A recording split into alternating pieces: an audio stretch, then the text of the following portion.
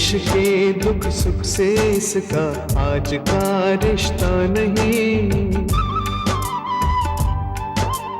इसका पानी साफ है, शफाफ है, खारा नहीं। आपने हैरत है अब तक इस तरफ देखा नहीं।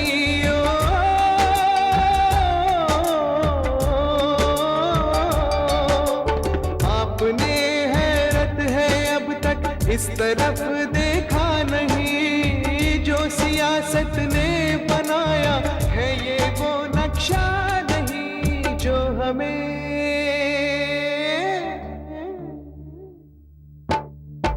हमें कुदरत ने बख्शा है, ये वो सम्मान है। हिंदुस्तान है, हिंदुस्तान है। सिंधु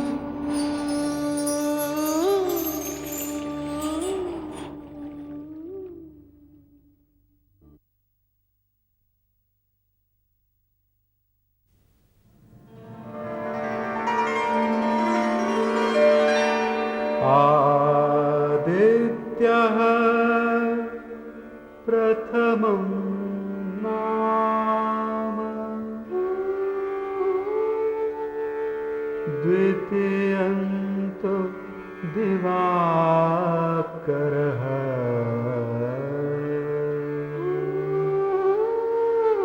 तृतीयं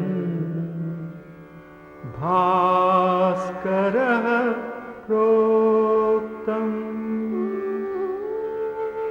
चतुर्थं च प्रभाकरः।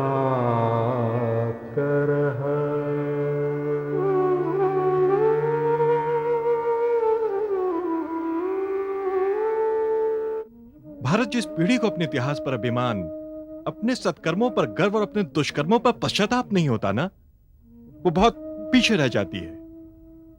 जब लोग किसी प्राचीन इमारत को देखने आते हैं तो उसे देखकर ये तो नहीं कहते ना कि आज हमारे देश में इससे भी भव्य इमारतें हैं।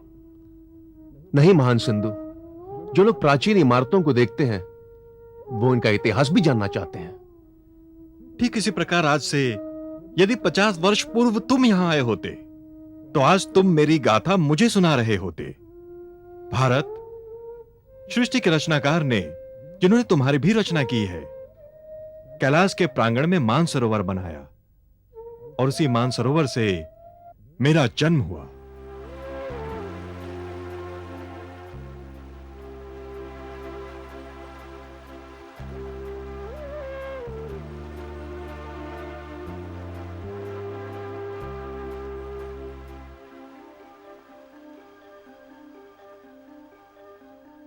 मानसरोवर से हमारे यहाँ 4 महत्वपूर्ण नदियां निकलती हैं, जिनका उल्लेख पौराणिक साहित्य के अतिरिक्त तो बौद्ध साहित्य में, और बड़ा पवित्र उसको सरोवर अनवतप्त हृद कहा गया है।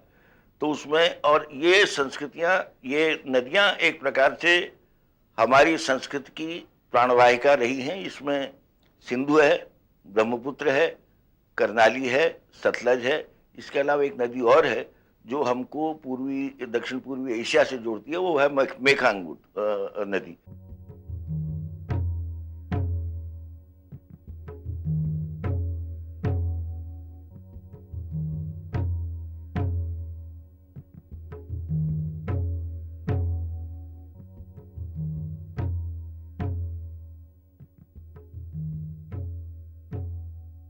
सुंदर, आपका बाल स्वरूप कितना भव्य है, विशाल है, दर्शन की योग्य है। मैंने जब अपनी मां की गोद छोड़ी तो पीछे मुड़कर नहीं देखा। वैसे भी मैं अपनी मां की गोद से ही आशीष लेकर निकला था। पीछे मुड़कर न देखना ही जलधारा की नियति होती है। मैंने अपने तट पर मानव सभ्यता को जन्म लेते देखा। ज्ञान वेद रूप में प्रकट हो रहा था। मैं धन्य हो गया। मैंने गौतम, भारद्वाज, विश्वामित्र, वशिष्ठ, अनेकों आचार्यों को ओंकार के विभिन्न रूपों की व्याख्या करते देखा। ईसा पूर्व 5000 वर्ष पुरानी घटना है। 5000 वर्ष पहले सिंधु तट के मानव ने जीवन कला एवं नागरिक शास्त्र को जानना प्रारंभ कर दिया था। कदाचित यही वो समय था जब मानव ने जंगलों से निकलकर गांव का निर्माण किया था। भवन निर्माण की कला ने एक सुंदर रूप लेना शुरू कर दिया था। हाँ भारत, ईसा पूर्व 25वीं शताब्दी तक तो सिंधु तट की मानव सभ्यता पूरी तरह विकसित हो चुकी थी। इस सभ्यता का नामकरण हुआ सिंधु घाटी सभ्यता। सिंधु घाटी सभ्यता, जिसे हड़प्पा सभ्यता भी कहा जाता है, दुनिया की सबसे प्राचीन और उन्नत सभ्यताओं में से एक है।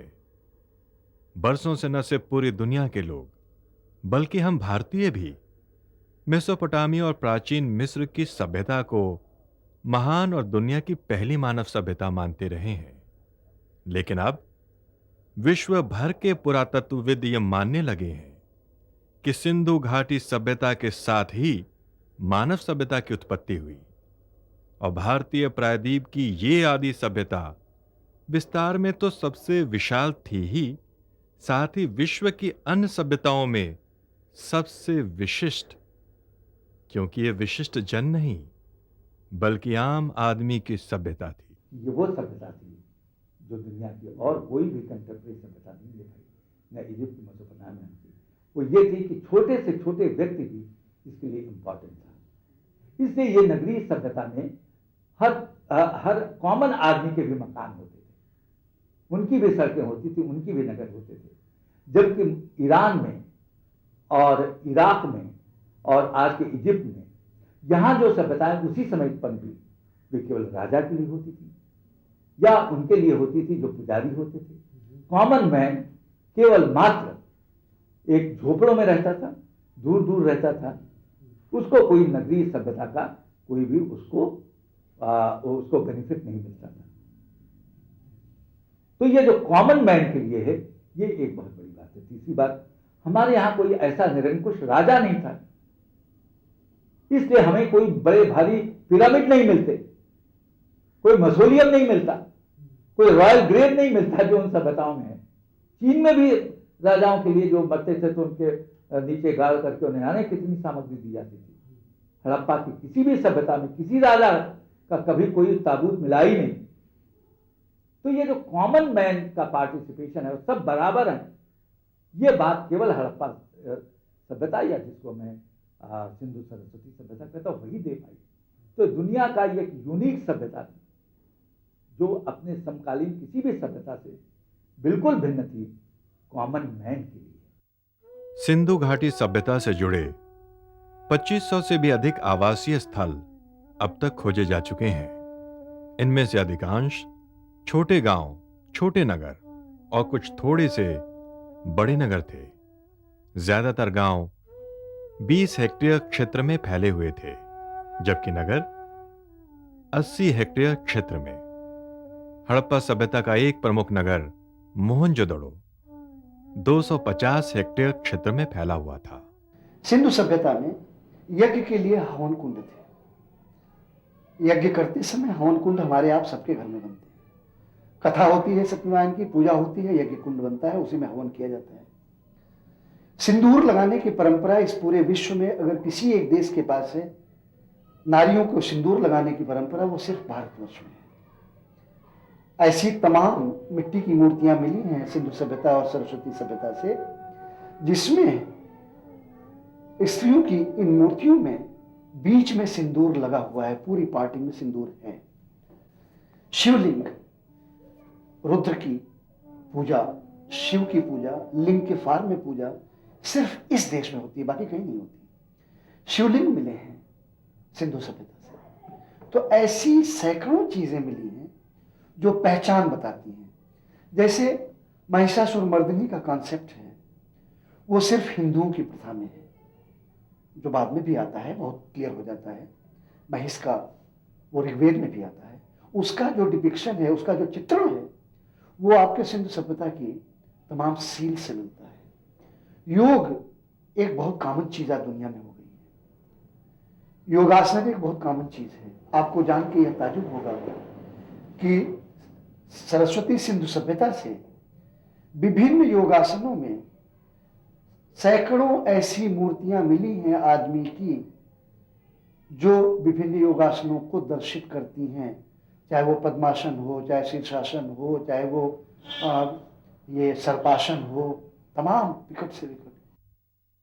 सिंधु सभ्यता 10 लाख वर्ग किलोमीटर से भी अधिक क्षेत्र में फैली हुई थी, यानी प्राचीन मिस्र और मेसोपोटामिया दोनों के विस्तार को जोड़ लें तो उससे भी बड़ा क्षेत्र। इसकी दक्षिणी सीमा ताप्ती और गोदावरी नदियों के मध्य थी और उत्तरी सीमा 1400 किलोमीटर दूर कश्मीर में थी। हालांकि एक स्थल शोरतुगाई उत्तर में और भी अधिक दूर प्राप्त हुआ है, उत्तरी अफगानिस्तान में। पूर्व में अब तक इसका अंतिम स्थान पश्चिमी उत्तर प्रदेश के आलमगीर में पाया गया है। तो पश्चिमी सीमा अरब सागर तथा मकरान के समुद्रीय तट तक थी, लगभग पूरे पाकिस्तान और ईरान की सीमा तक। था कहाँ तक देश कल तक ये बताती है हमें, अपने आईने में ये माजी दिखाती है हमें। इस सभ्यता को सिंधु घाटी सभ्यता इसलिए कहा गया क्योंकि सबसे पहले खोजे गए बड़े स्थल मोहनजोदड़ो और हड़प्पा सिंधु और उसकी सहायक रावी नदी के समीप पाए गए थे। सिंधु घाटी सभ्यता के बड़े नगर जैसे मोहनजोदड़ो, हड़प्पा, गनवेरीवाला, राखीगढ़ी, धोलावीरा और अन्य, ये सभी उन्नति के सर्वोच्च शिखर पर थे। ये सभ्यता जो इसको मेसोपोटामिया और इजिप्ट से भी अलग करती है, वे सभ्यताएं एक नदी के किनारे की सभ्यताएं। हड़प्पा सभ्यता केवल नदियों के किनारे नहीं है, पहाड़ों में भी मिलती है। पूरी की पूरी सुलेमान पहाड़ में, हिंदू कुश में, सब जगह मिलती है। कैसे वही लोग जो नदियों के किनारे रहते थे, पहाड़ों को भी उन्होंने काबू में किया। और यही नहीं, समुद्र के किनारे वहां भी बसे, वहां दूसरी सब प्रकार की जलवायु थी, वहां पर उन्होंने अपने नगर बसाए। धौलावीरा बसाया, लोथल बसाया, जहां से अपना व्यापार करते थे। इतना ही नहीं, बल्कि जो उस समय रेगिस्तान हो गया था, चोलिस्तान जैसे रेगिस्तान है, वहां पर उन लोगों ने अपने बड़े बड़े नगर बसाए। तो जो इजिप्ट नहीं कर पाया, मिस्र नहीं कर पाई सभ्यता, जो मेसोपोटामिया या सुमेरियन सभ्यता नहीं कर पाई, वो हमारे यहाँ की सिंधु सरस्वती सभ्यता ने किया। हालांकि विद्वान लोग इस सभ्यता के काल की तिथि 2600 से 1600 ईसा पूर्व मानते हैं, लेकिन इतना तय है कि इस उन्नत सभ्यता का जन्म एक ही दिन में नहीं हुआ होगा। इससे पूर्व हड़प्पा सभ्यता विकास के एक लंबे दौर से गुजरी होगी, जिसे आदि हड़प्पा सभ्यता युग भी कहा जाता है। इस अवस्था में गांव विकसित हुए होंगे और उन्होंने एक दूसरे को परस्पर प्रभावित करना आरंभ किया होगा। इसी अवस्था में कृषि विज्ञान और धातु विज्ञान जैसी तकनीक विकसित हुई होगी। इसीलिए जॉनथन मार्क केनेयोर जैसे अमेरिकी पुरातत्वविद सिंधु सभ्यता का काल निर्धारण 5000 से 2600 ईसा पूर्व तक करते हैं।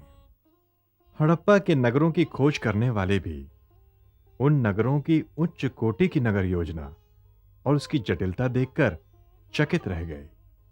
इतने ऊंचे स्तर की नगर योजना 2000 वर्ष पश्चात यूरोप के नगरों में दिखाई देती है। इन नगरों में बड़े बड़े घर, सभा भवन और औद्योगिक इकाइयां थीं। कुछ बड़े नगरों में ताम्र के उपकरणों, अस्त्रों और आभूषणों के निर्माण के लिए भट्टियां थीं।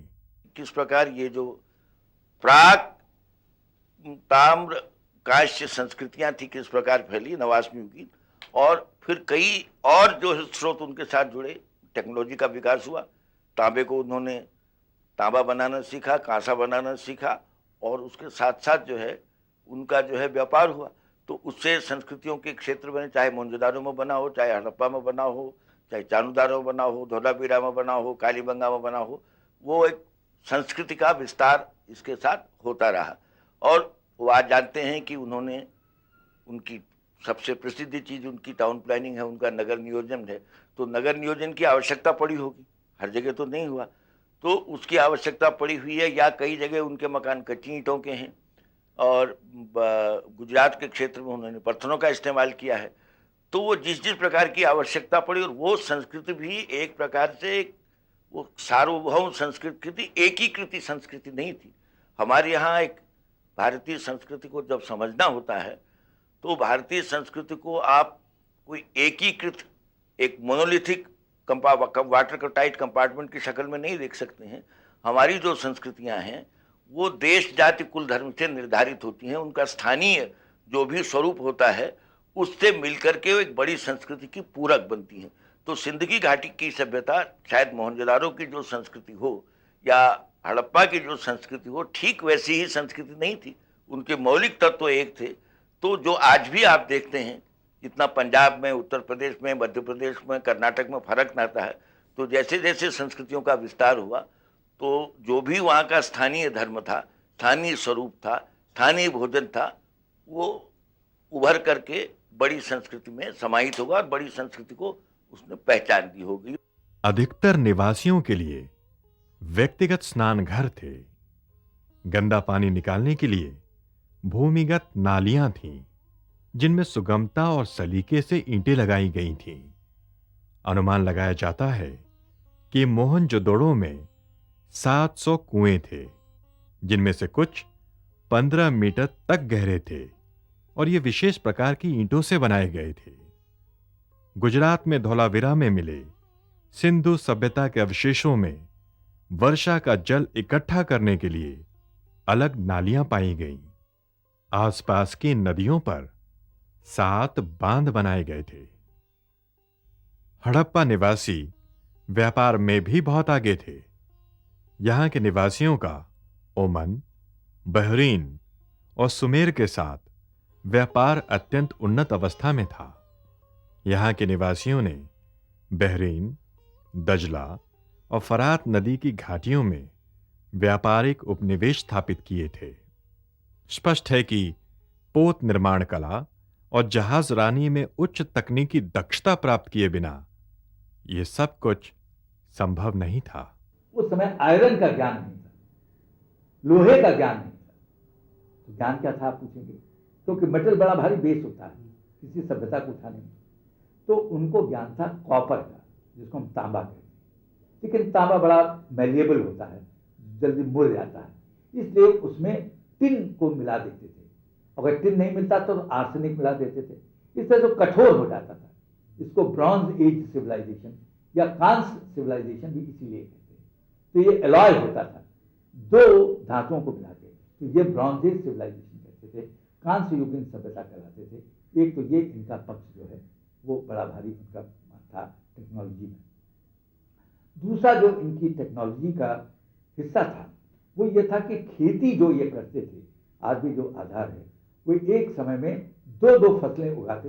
कैसे एक साथ ही हमको गेहूं भी मिलता है उसी खेत में, उसी में चना भी बोया जा सकता है और उसी में हमारे जिसको हम तेल कहते हैं, जिससे हम निकालते हैं सरसों का, सरसों बोई जा सकती है। एक ही खेत में कैसे ये बोए जा सकते थे, इसकी पूरी टेक्नोलॉजी उन्होंने जानी। तीसरी टेक्नोलॉजी उन्होंने जो सबसे ज़्यादा जानी वो थी बोट्स का और शिप्स का बनाना, जिससे कि वो दूर तक व्यापार कर सकते थे, समुद्र से भी जाकर के व्यापार कर सकते थे, बड़ी बड़ी नदियों में भी उसको ले जा सकते थे। बिना इसके संभव नहीं था। बैलगाड़ी वगैरह तो थी ही, लेकिन नदियों का प्रयोग भी बहुत अधिक करते थे और समुद्र का प्रयोग भी करते थे।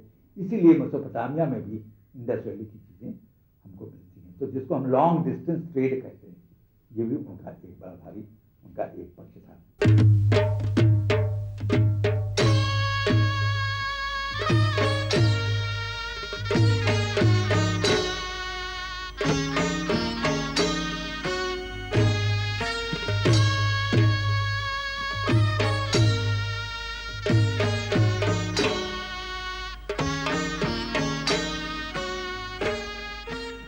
सिंधु घाटी के लोग नृत्य, चित्रकारी, शिल्पकारी और संगीत में तो दक्ष थे ही, कृषि में भी वो बहुत आगे थे। गेहूं, जौ, चावल, कपास और कई प्रकार की सब्जियां सामान्य फसलें थी जो ये लोग उगाते थे और खेती की सिंचाई के लिए नहरों का विस्तृत जाल था। भारत, भारत। क्षमा चाहता हूं मान सिंधु, क्षमा चाहता हूं। मैं अपने गौरवशाली अतीत में खो गया था। आपकी विविधता मेरी विविधता से कहीं ज्यादा विस्तृत है। बर्फ से ढके हिमालय में आपका जन्म, ऊंचे पठारों, मैदानों, वनों में आपकी यात्रा, किंतु आपका रूप वही दिव्य, वही भव्य। आप तो इस देश के 5,500 वर्ष पुराने इतिहास के साक्षी हैं। ऋग्वेद में भी आपको सिंधु नाम देकर सम्मानित किया गया है। दिविस्वनो यतते भूम्यो पर्यनन्तं शुष्ममुदीयते भानुना अभ्रादिव प्रस्तनयन्ति वृष्टयः सिन्धुर्यदेति वृषभो नरोरुवत्।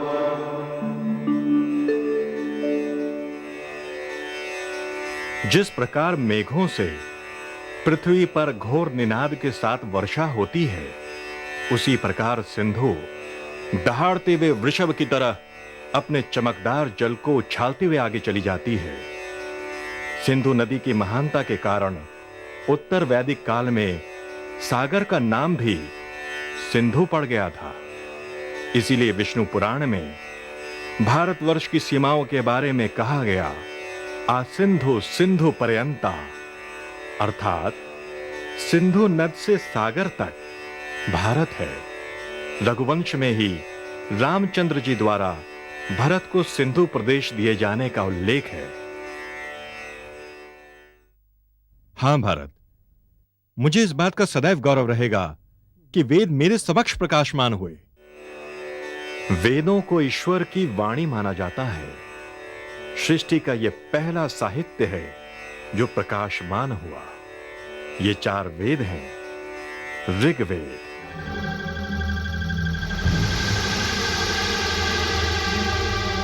सामवेद,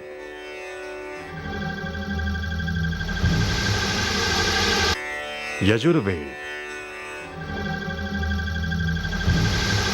और अथर्ववेद।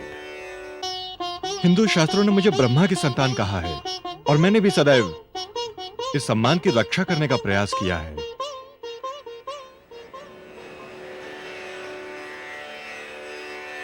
ऋग्वेद की पावन ऋचा का गान है सिंधु,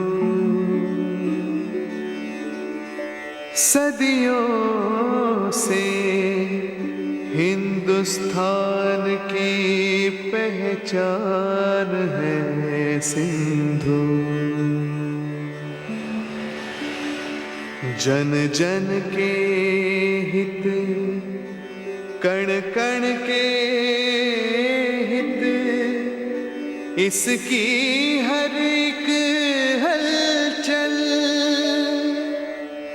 अंतस में अविरल नेह निर्झर बह रहा निष्ठल। हर घाट इसका तीर्थ है, धारा है कल्याणी।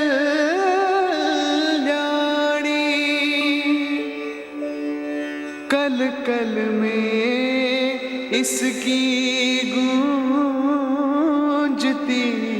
संतों की हितवाणी। देवों से धरती को मिला वरदान है सिंधु।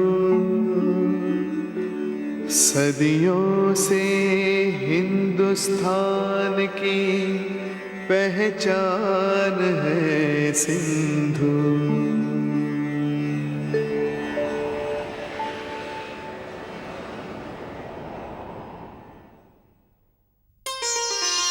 सभ्यता और संस्कृति की झलक आज भी मेरे तट पर विद्यमान है और सभी मुझसे और मैं सभी से समान रूप से स्नेह करता हूं।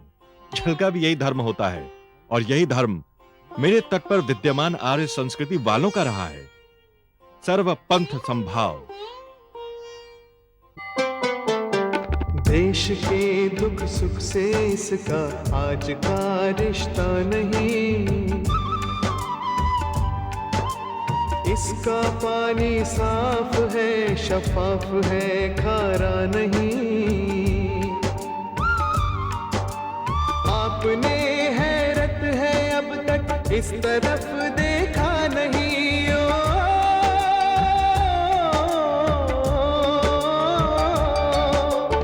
आपने हैरत है अब तक इस तरफ देखा नहीं। जो सियासत ने बनाया